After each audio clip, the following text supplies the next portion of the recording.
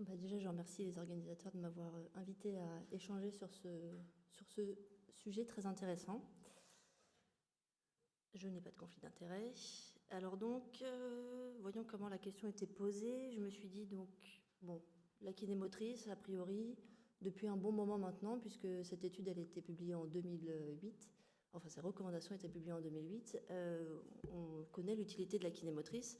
Donc du coup, dans la question telle qu'elle est posée, je crois que c'est la notion d'urgence qui est importante. Et qui dit notion d'urgence dit forcément aussi notion de personnel, de quantité de personnel. Donc si je me réfère en 2011 au référentiel de compétences d'aptitude du masseur kinésithérapeute en réanimation, celui-ci fait partie intégrante de l'équipe pluridisciplinaire pour lequel on dit que dans le décret du 5 avril 2002, l'équipe médicale et paramédicale a toute son utilité 7 jours sur 7, 24 heures sur 24. Ok, jusque-là tout va bien.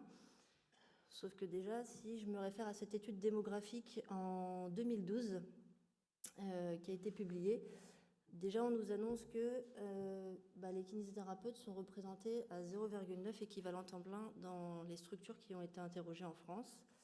Et puis finalement, si on y regarde de plus près, on s'aperçoit que, ok, pour les grosses réas, donc capacité à droite, à capacité supérieure à 15 lits, bon, les kinésithérapeutes sont à peu près présents, mais dès qu'on est sur des plus petites réanimations, bon, il y a déjà un petit peu moins de personnel.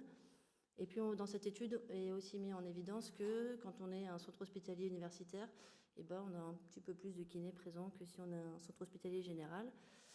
Ok, bon, alors avec tout ça, du coup, arrive cette histoire de priorisation des soins. Donc à un moment donné, moi en tant que kiné, je vais devoir choisir pour mes patients, comme je ne vais pas pouvoir tout faire, est-ce que je vais choisir la kiné respiratoire ou la kiné motrice? Finalement, qu'est-ce qui est le plus urgent? Alors je pense que par affinité, on a tendance à se dire oui, kiné respiratoire, c'est l'important, les poumons, là, c'est ce qui me permet de faire mes échanges gazeux, respirer, etc. Bon, finalement, c'est peut-être ça le principal. Moi, je vais essayer de vous convaincre de l'inverse et que finalement, entre kiné respi et kiné motrice, c'est peut-être la kinésithérapie motrice qui est la plus urgente. Alors Truong, en 2009, publie un article dans lequel il recense un petit peu les troubles associés à l'alitement prolongé.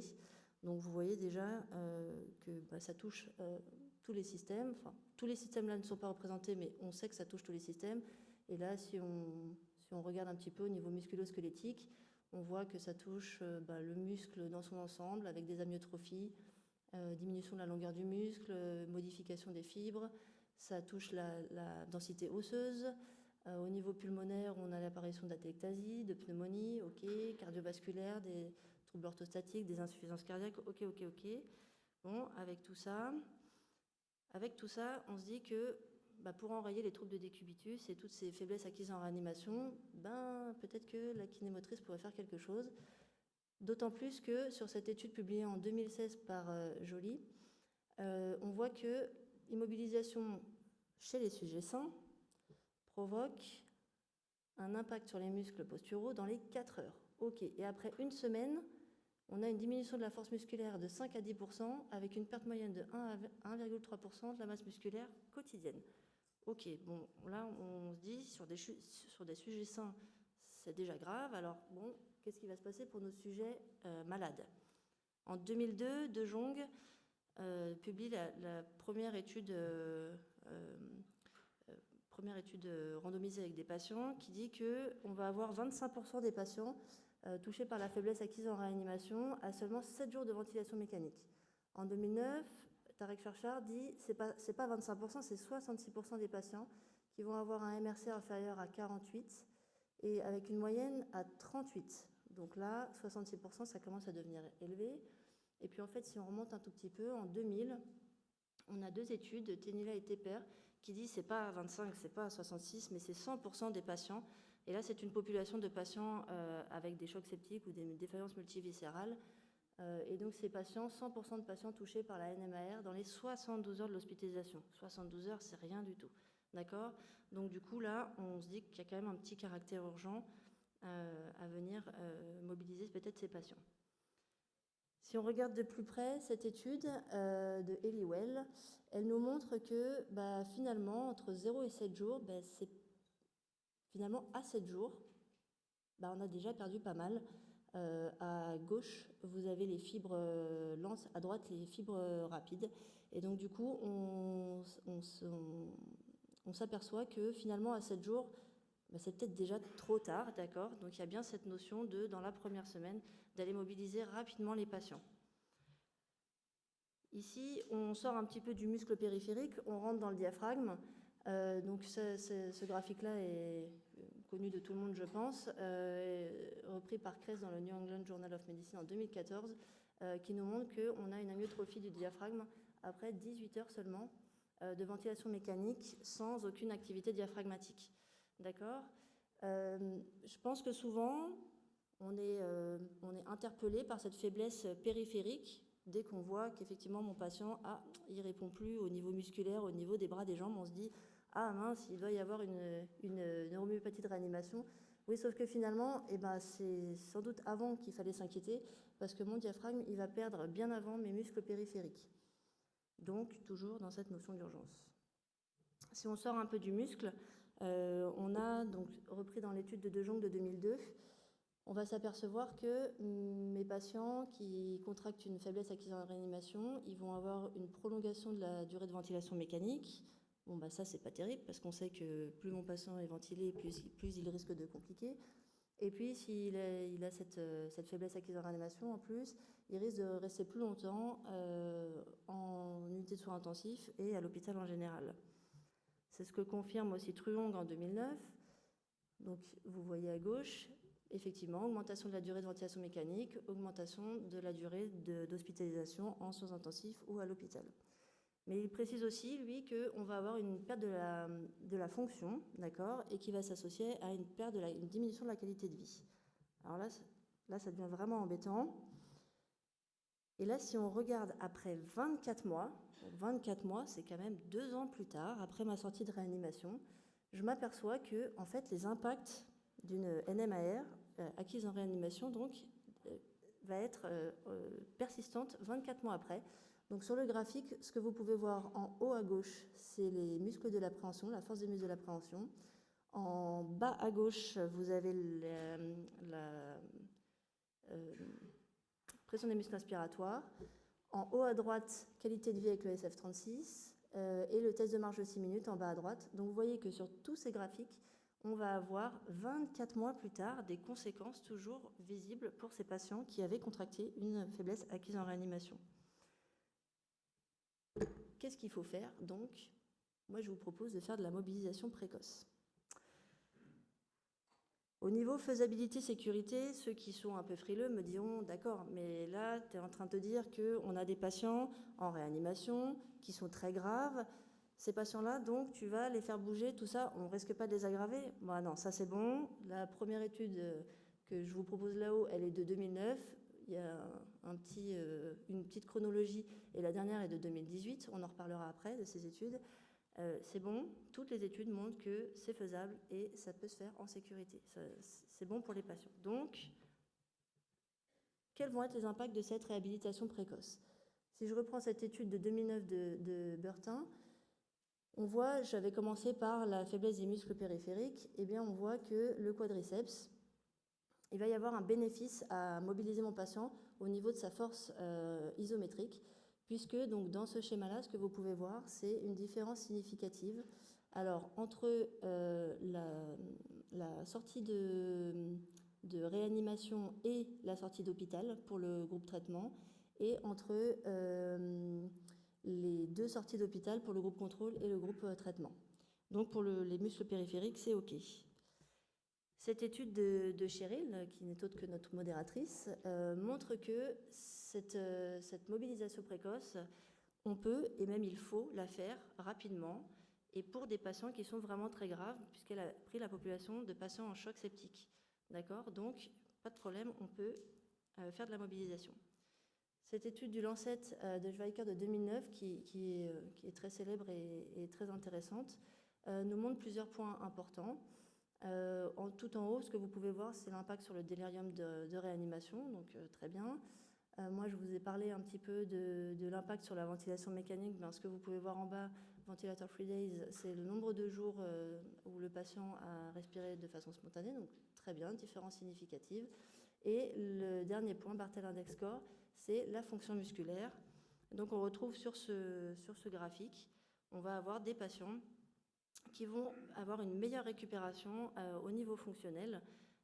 Et donc, qui dit meilleure récupération fonctionnelle grâce à cette mobilisation précoce, dit probablement amélioration au niveau de la qualité de vie. Alors ensuite, puisqu'on a parlé un petit peu des problèmes respiratoires liés à cette faiblesse acquise en réanimation, ce qu'on peut voir dans cette étude de Jean-Christophe Richard, c'est qu'on va avoir un effet positif de la verticalisation chez les patients qui sont en SDRA. Alors, on va avoir une augmentation de la saturation et une augmentation de la PaO2. Pour ceux qui voudraient critiquer cette étude que j'ai choisie, effectivement, ce n'est pas une verticalisation au sens propre du terme, assis au fauteuil ou debout à côté du lit, ok.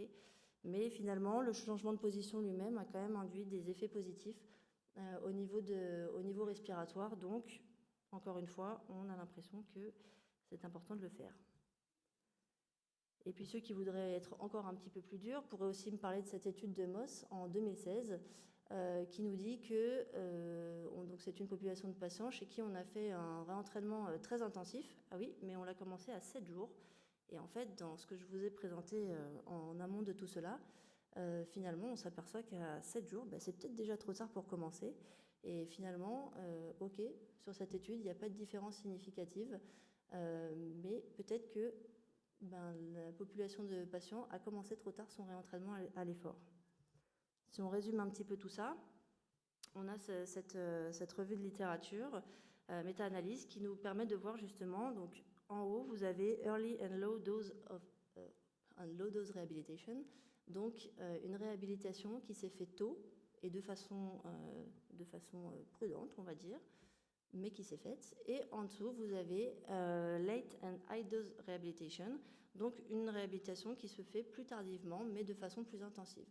Et ce qu'on voit, c'est que tout en haut, vous avez un bénéfice à faire une réhabilitation vraiment précoce, alors que finalement, donc dans la deuxième partie, vous retrouvez l'étude de Moss de 2016, alors que finalement, quand on commence trop tard, même si c'est à haute dose, finalement, ça marche moins bien. Donc là, je pense qu'on touche vraiment à l'urgence. On se dit vraiment que cette réhabilitation, il faut la commencer tôt. Ok. Et alors, en pratique, qu'est-ce qu'on fait? En pratique, qui dit commencer tôt, c'est commencer par des mobilisations passives avec des patients qui seront sédatés, mais il faut une bonne collaboration avec les médecins parce que le but du jeu, justement, c'est qu'ils ne restent pas sédatés trop longtemps, de sorte qu'on puisse rapidement aller dans des mobilisations activées ou actives, faire un travail sur cyclo-ergomètre des membres supérieurs ou des membres inférieurs, qui peut se faire également de façon passive, pouvoir mettre peut-être les presses à quadriceps, le fauteuil intubé ventilé et la marche intubée ventilée. Ok, pas de souci pour tout ça, mais le problème c'est que hier, quand on a parlé un petit peu de la kiné respiratoire, de l'urgence, tout ça, on a parlé un peu du week-end, et le truc c'est que du coup, alors ça veut dire que si la kiné motrice c'est une urgence, je risque de me faire appeler le week-end pour mettre mes patients au fauteuil, pour aller les faire marcher, tout ça, ce qui ne m'arrange pas trop parce que le week-end, j'ai pas beaucoup de temps dédié pour être à l'hôpital, donc du coup, comment je vais faire? Comment je vais faire? En fait, je vais surtout me dire qu'en tant que kinésithérapeute, je ne suis pas la seule personne qui doit être présente auprès du patient pour faire sa réhabilitation. Au contraire, comme vous le voyez ici, publié en 2017 dans le Chest, Zorowitz nous dit que le patient, autour de lui, gravite un certain nombre de personnel. Et finalement, c'est tous ensemble, tous en équipe qu'il va falloir travailler. Effectivement, dans cet article, prise en charge de la mobilisation précoce en réanimation chez l'adulte et l'enfant, il est bien précisé avec des accords forts que la MOB précoce nécessite l'entrée de l'implication de l'équipe de réanimation, ok, et qu'il est probablement utile de définir un protocole de service pour définir les critères d'initiation, les contre-indications, etc. pour la mobilisation précoce. Ok. J'ai repris tout simplement le protocole qu'a proposé Cheryl dans son article de 2016. C'est un exemple, mais évidemment, il ne tient qu'à chaque service de proposer le sien, d'accord. Là, comme vous le voyez, on a des patients qui sont mobilisés dès le départ, avec des RAS qui peuvent aller jusqu'à -5, donc patients complètement endormis. Et puis au fur et à mesure où le patient va se réveiller, eh ben, on va le mobiliser davantage, on va lui proposer plus de choses. On va au départ le mettre au fauteuil de façon passive, puis ensuite, dès qu'on va sentir que le patient en est capable, eh bien, on va le mettre de façon active, on va lui proposer de la verticalisation, le cycle ergomètre, etc., jusqu'à ce qu'il sorte de réanimation et dans les meilleures conditions possibles. Alors voilà un petit peu ce que j'ai à vous dire comme take-home message. La faiblesse musculaire acquise en réanimation, elle apparaît rapidement et elle peut avoir des effets négatifs vraiment longtemps, puisque comme je vous l'ai dit, 24 mois après, les choses n'étaient pas réglées pour un bon nombre de patients. Donc je pense qu'on peut vraiment se dire que c'est une urgence d'essayer de faire en sorte que nos patients se dégradent le moins possible et perdent le moins possible avant la sortie de réanimation. Et pour tout ça, je voudrais vraiment insister sur le travail en interdisciplinarité. Donc moi, j'ai l'habitude dans mon service de comparer un petit peu le service de réanimation à un orchestre symphonique. Donc le chef d'orchestre, en toute logique, c'est le chef de service. Les violons, ce sont les médecins. Ensuite, on a les altos, tout ça. Les flûtes, ce sont les infirmiers, ok, tout ça. Puis vous voyez, en haut, là, il y a deux espèces d'énergumènes, là. Ça, c'est les percus. Bah, moi, je considère que nous, les kinés, on est un peu les percus. On est un petit peu toujours en retrait, finalement. Ouais, sauf qu'en fait, les percus, c'est quand même super important parce que c'est ce qui donne le rythme. Et je pense que c'est ça notre rôle, c'est de donner le rythme à toute cette réhabilitation précoce, pardon. Et donc, mon message, c'est bien que oui, la kinémotrice est une urgence en réanimation. Je vous remercie de votre attention.